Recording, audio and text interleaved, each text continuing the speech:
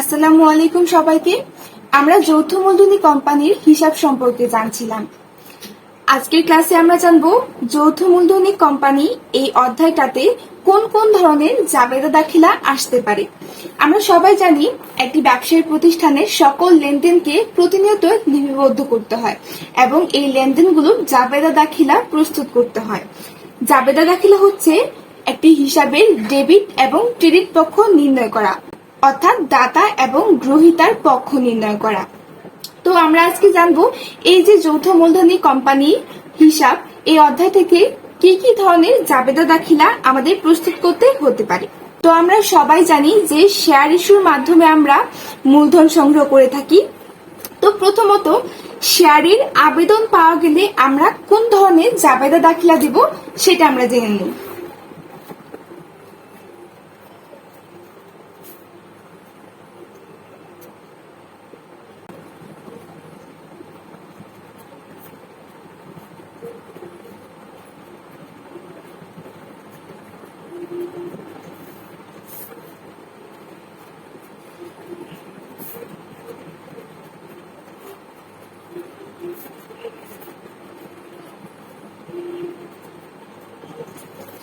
Share আবেদনের অর্থ পাওয়া গেলে কেমন জাবেদা হবে? জাবেদাটা হবে ব্যাংক হিসাব ডেবিট, শেয়ার আবেদন হিসাব ক্রেডিট। আমরা যখন শেয়ার ইস্যু নিয়ে কাজ করব তখন মনে রাখতে হবে সকল লেনদেন হবে ব্যাংকের মাধ্যমে। তাহলে যদি কারবারে টাকার আগমন হয় তাহলে সেটা ব্যাংক হিসাব ডেবিটের মাধ্যমে হবে, এবং যদি কারবার থেকে টাকা কমে যায় বা কাউকে প্রদান করা হয় তখন সেটা হবে ব্যাংক হিসাব ক্রেডিটের মাধ্যমে। তাহলে আমাদের শেয়ার আবেদনের অর্থ পাওয়া গেলে জাবেদা হবে ব্যাংক হিসাব ডেবিট,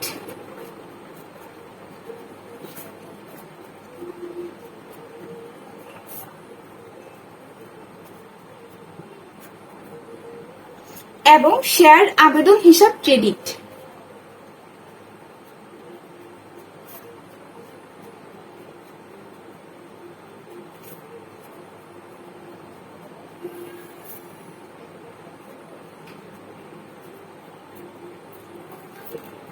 তারপর শেয়ার আবেদনের অর্থ মূলধনে স্থানান্তর করতে হবে, অর্থাৎ জাবেদার মাধ্যমে এই যে ব্যাংক হিসাবে যে টাকাটা আছে সেটাকে আমরা মূলধনের অংশ হিসাবে দেখাবো। তাহলে দ্বিতীয়ত আছে শেয়ার আবেদনের অর্থ মূলধনে স্থানান্তর।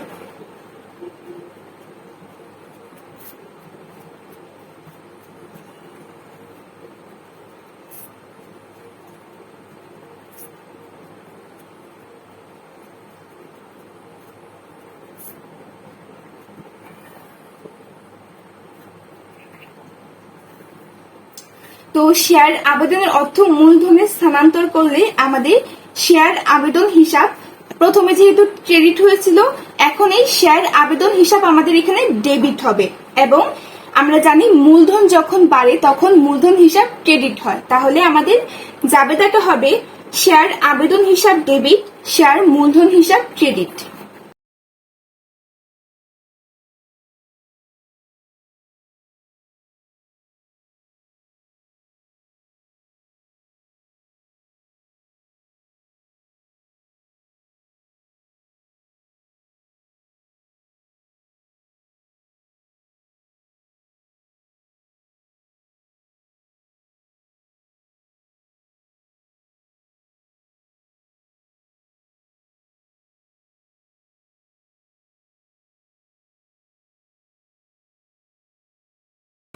তারপরে আসি অধিহার এবং অবহারের ক্ষেত্রে। অনেক সময় এমন হয় যে একটা শেয়ারের মূল্য ধরো 1000 টাকা, কিন্তু দেখা গেল যে ওই সময়টাতে ওই কোম্পানিটার অনেক সুনাম ছিল, অর্থাৎ এই কোম্পানিটা সবার কাছে অনেক পরিচিত ছিল খুব ভালোভাবে। তাই এই 1000 টাকার শেয়ার যদি আমি 1200 টাকায় বিক্রি করতে চাই, জনগণ সেই শেয়ারটা কিনলো, তাহলে এখানে আমরা শেয়ারের যে অধিক মূল্যটা পাচ্ছি তাকে বলা হবে শেয়ার অধিহার। তাহলে আমরা অধিহারের ক্ষেত্রে জাবেদা দিব শেয়ার আবেদন হিসাব ডেবিট, শেয়ার অধিহার হিসাব ক্রেডিট এবং শেয়ার মূলধন হিসাব ক্রেডিট।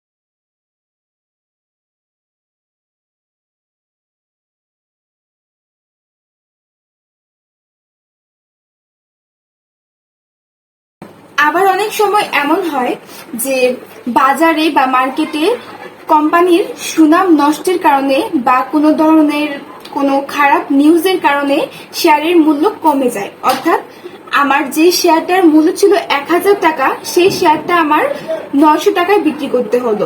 তাহলে সেক্ষেত্রে আমাদের শেয়ারের অবহার হবে এবং এক্ষেত্রে আমাদের জাবেদা হবে শেয়ার আবেদন হিসাব ডেবিট, শেয়ার অবহার হিসাব ডেবিট এবং শেয়ার মূলধন হিসাব ক্রেডিট।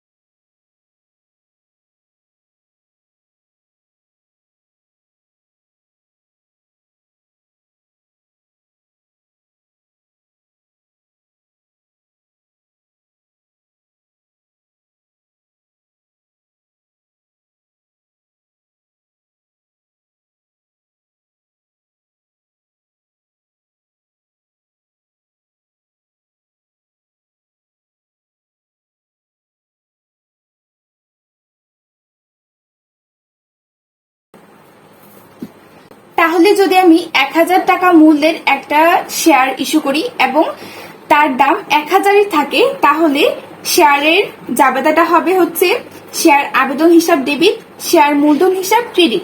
কিন্তু যদি কোনো কারণে শেয়ারের মূল্যটা বেড়ে যায়, তাহলে জাবেদা হবে শেয়ার আবেদন হিসাব ডেবিট, শেয়ার অধিহার হিসাব ক্রেডিট, শেয়ার মূলধন হিসাব ক্রেডিট। আবার যদি কোনো কারণে শেয়ারের মূল্য কমে যায়, তাহলে জাবেদা হবে শেয়ার আবেদন হিসাব ডেবিট, শেয়ার অবহার হিসাব ডেবিট এবং শেয়ার মূলধন হিসাব ক্রেডিট। তারপর আছে অতিরিক্ত মূলধন ফেরত দেওয়ার জাবেদা। অতিরিক্ত মূলধনটা আসলে কি?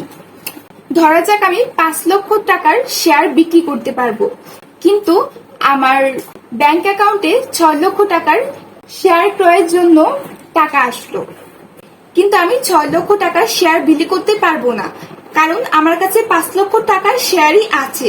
সেক্ষেত্রে আমি বাড়তি 1 লক্ষ টাকা জনগণকে ফিরিয়ে দেব। এটাকে বলা হয় অতিরিক্ত আবেদনের অর্থ ফেরত। তাহলে আমাদের পঞ্চম জাবেদাটা হবে অতিরিক্ত আবেদনের অর্থ ফেরত।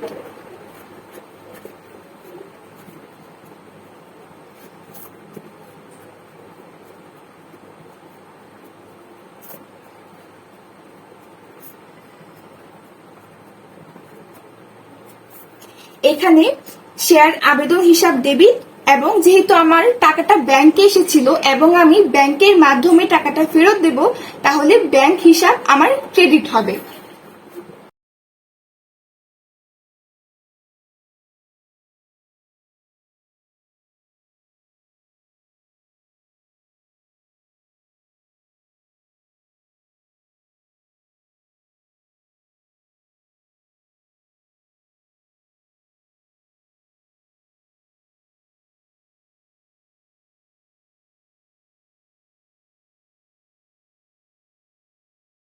এরপর আছে সকল প্রকার খরচের জাবেদা।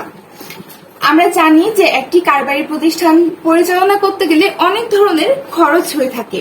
তো সেই খরচগুলোর জন্য আমরা কিভাবে জাবেদা দেব? এই জাবেদাটা অন্যান্য জাবেদার মতোই, কিন্তু একটু পার্থক্য হচ্ছে এই শেয়ার ইস্যুর অধ্যায়ে সমস্ত জাবেদার ক্ষেত্রেই নগদ টাকার কোনো লেনদেন থাকবে না, সকল জাবেদাই হবে ব্যাংকের মাধ্যমে। তাহলে এই ক্ষেত্রে আমরা সকল প্রকার খরচের জন্য জাবেদা দেব সংশ্লিষ্ট খরচ হিসাব ডেবিট এবং ব্যাংক হিসাব ক্রেডিট। যেই খরচই হোক না কেন আমাদের টাকাটা ব্যাংকের মাধ্যমে প্রদান করতে হবে। তাহলে সকল খরচের জন্য জাবেদা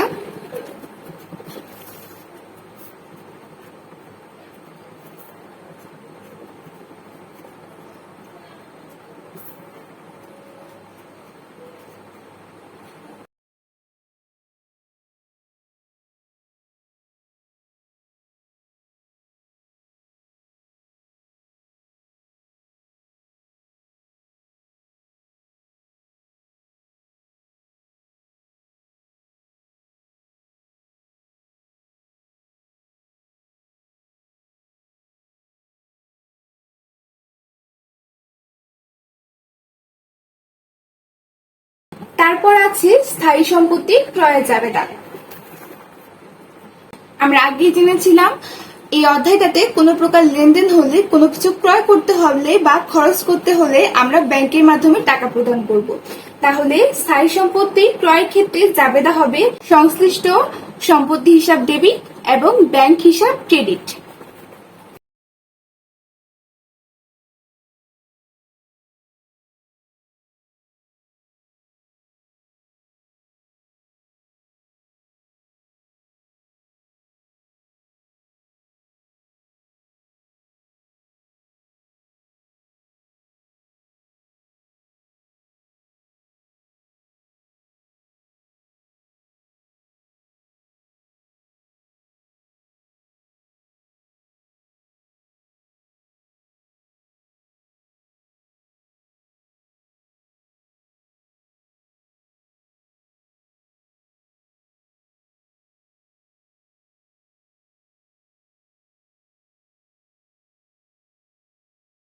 আবার অনেক সময় এমন হয় যে আমরা ব্যাংক থেকে নগদ টাকা প্রদান না করে শেয়ার ইস্যুর মাধ্যমে সম্পত্তি কিনতে পারবো।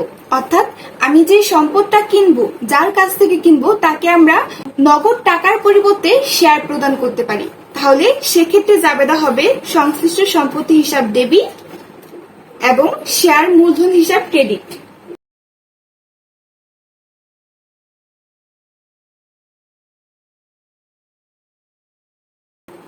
তাহলে আমাদের এই অধ্যায়টাতে জাবেদাগুলো হলো, প্রথমত শেয়ার আবেদনের অর্থ পাওয়া গেলে ব্যাংক হিসাব ডেবিট, শেয়ার আবেদন হিসাব ক্রেডিট।